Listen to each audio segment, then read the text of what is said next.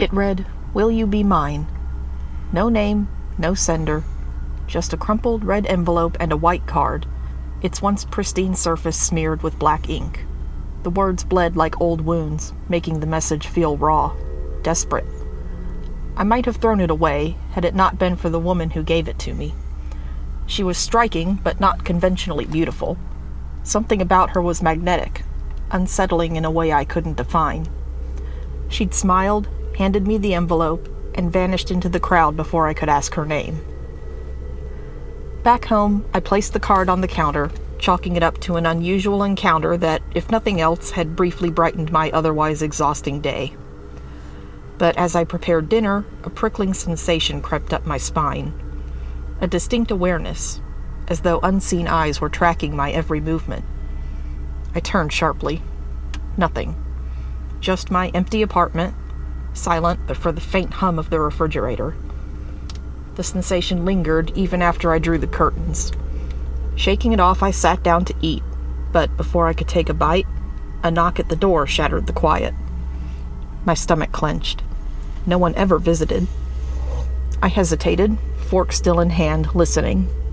A second knock. Slow. Measured. I crept to the door, heart hammering, and peered through the peephole. There was nothing there. But there had been no sound of retreating footsteps. The hallway outside stood eerily empty, save for the dim glow of the exit sign down the corridor. A chill seeped into my bones. Cautiously, I cracked open the door, scanning both ends of the hall. No one was there. Then I saw it, written across my door in thick, smeared ink. "Will you be mine?" The final letter trailed off into an indistinct blot, like a finger had dragged through it while the ink was still wet. My pulse roared in my ears as I slammed the door shut, bolting it with shaking hands. This was a prank. It had to be. Some twisted joke. Still, an inexplicable fear curled through my stomach. I turned to the counter, compelled by a need to see the card again. I unfolded it with trembling fingers. Every inch of the once blank card was now filled with a frantic scrawl. "Will you be mine? Will you be mine? Will you be mine?" The words overlapped, some carved so deeply into the paper it nearly tore through. The ink, jagged and desperate, varied in size and shape as though written by multiple hands, or one hand in a frenzy. I recoiled, the card slipping from my grasp. My breath came in ragged gasps as I seized it again, marching to the sink. I had to destroy it. I had to end whatever was happening. My lighter clicked, and the flames curled hungrily around the card. The paper blackened, crumbling to ash. But the smoke, it wasn't gray. It was black. And red. A thick, unnatural crimson that coiled through the air and like grasping fingers. My vision swam. The room tilted, and a numbing cold swallowed me whole. Just before the darkness claimed me, I heard the front door creak open. I hadn't locked it. I woke up on my kitchen table, the world spinning as I forced my eyes open. A raw chill crawled over my skin. I was naked. I gasped, scrambling up, but agony tore through me, sending me crashing to the floor. Blood smeared across the surface of the table. My blood. The pain came alive then, burning down the front of my body. Dread gnawed at me as I forced myself to look down. Carved into my flesh, from collarbone to navel, was a single word. Mine. Not a question, a statement. Every shallow breath sent fresh waves of pain lancing through my body. The cuts were deep and precise, as though etched with intimate care. I wanted to scream, to run, but I could barely move. Somehow I dragged myself to the phone, shaking hands barely managing to dial 911.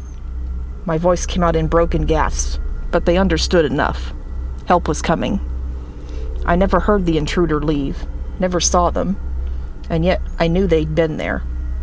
Knew that whoever or whatever had done this was still watching, waiting. The police investigated but found no signs of forced entry, no fingerprints.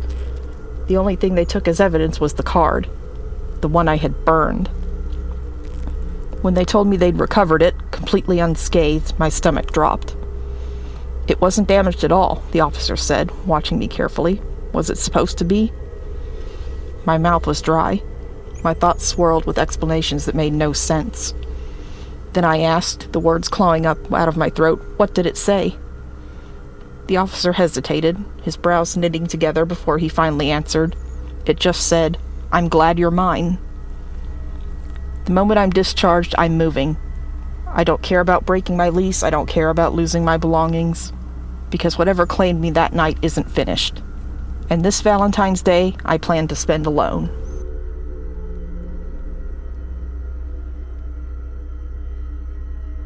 Valentine's Day was always a joke to us, a commercialized gimmick for the hopelessly romantic.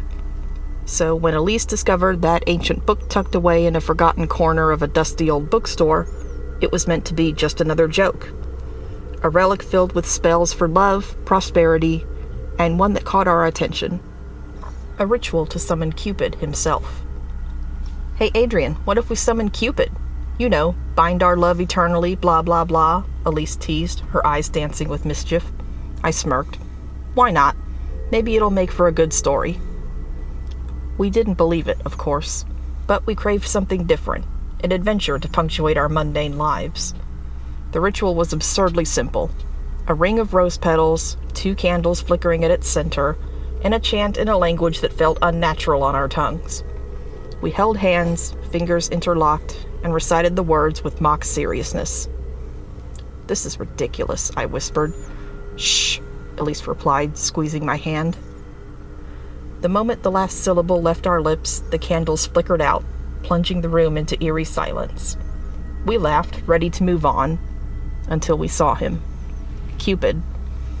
But not the cherubic figure on greeting cards.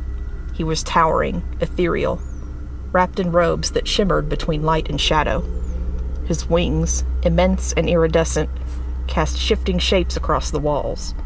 His gaze held us captive, eyes that burned with an ancient sorrow. "Your love will be eternal, bound beyond time and flesh," he intoned. "But heed this warning. 2 souls merged as one will traverse a path of both bliss and torment." We thought it was poetic, overly dramatic. But before we could react, he vanished like smoke in the wind. In the days that followed, our love blazed brighter than ever, consumed every waking moment. Our thoughts aligned, our emotions mirrored. When Elise felt joy, I did too. When I hurt, she winced as if the pain were hers. "It's like I can feel you inside my head," she murmured one night, her fingers tracing circles on my chest. "I know," I admitted. "I can feel you too." At first, it was intoxicating. Then it became suffocating. Time passed, and our need for each other grew unbearable. Minutes apart felt like hours, hours like days. Our friends noticed our withdrawal, whispering that we'd lost ourselves. "You two are different," my best friend said hesitantly. "It's like you're not even separate people anymore." We dismissed them, convinced that they simply didn't understand, until the symptoms worsened. The physical pain of separation, the dull, gnawing agony that flared when Elise left my sight, the way our voices began to overlap, thoughts bleeding into each other's before they were even spoken aloud. Our dreams fused into shared visions, memories that belonged to neither of us alone. The worst was the mirror. One morning, I awoke to Elise standing in the bathroom mirror, trembling. Her reflection wasn't quite right. Her features flickered, subtly distorting. As I stepped beside her, my reflection did the same. Our eyes, once distinct, had blended into an identical hue. Our expressions moved in perfect sync, a delay in neither of our movements. "Adrian," Elise's voice wavered, "I think we're changing." We scrambled for the book, desperate to undo the spell, but there was nothing. No reversal, no escape. Our pleas were met with silence. Then, the final transformation began. One morning or perhaps we, awoke, and the world was wrong. Moving felt unnatural, as if our limbs were extensions of something no longer fully human. My fingers brushed against Elise's cheek, or was it mine? We rushed to the mirror, but the reflection was neither of us. What stared back at us was something grotesque, a seamless fusion of two people into one, a single entity, its features shifting in an uncanny blend of Elise and Adrian. Our voices merged into a singular, haunting harmony, no longer separate thoughts, but one overwhelming consciousness. There is no I anymore, no she, just we, and we are forever.